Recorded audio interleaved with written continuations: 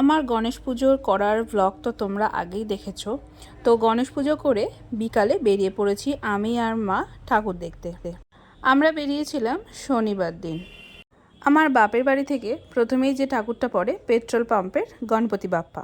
এই ঠাকুরটা কিন্তু প্রতি বছরই আমার খুবই ভালো লাগে। আর বসিরহাটে প্রথম কিন্তু এই ঠাকুরটারই পুজো হয়।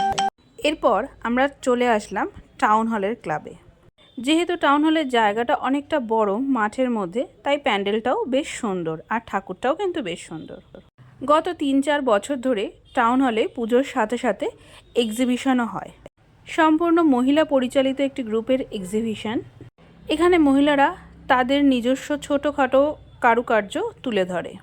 কেউ ব্যাগে সেল করে, কেউ শাড়ি, কেউ ব্লাউজ, কেউ হ্যান্ডমেডের গয়না, কেউ পারফিউম, কেউ কেক, বিভিন্ন ধরনের জিনিসপত্র নিয়ে তারা এই এক্সিবিশনে চলে আসে। এছাড়াও সায়েন্স এক্সিবিশন তো আছেই। আমিও এই গ্রুপের একজন সদস্য, কিন্তু আমার এক্সিবিশন দেওয়া হয়ে ওঠে না সময়ের অভাবে।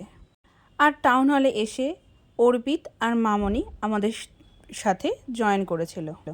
বাইরে যা গরম, তাতে ঘেমে একদম একাকার হয়ে গেছি, দেখেই নিশ্চয়ই বুঝতে পারছো। ঠাকুর দেখতে আসবো আর কিছু খাওয়া দাওয়া হবে না, তাই অনেক দিন পর আমার প্রিয় দই ফুচকাটাও খেয়ে নিলাম। আর এটা পোলাও অর্পিতের বন্ধুর বাড়ি থেকে এসেছিল।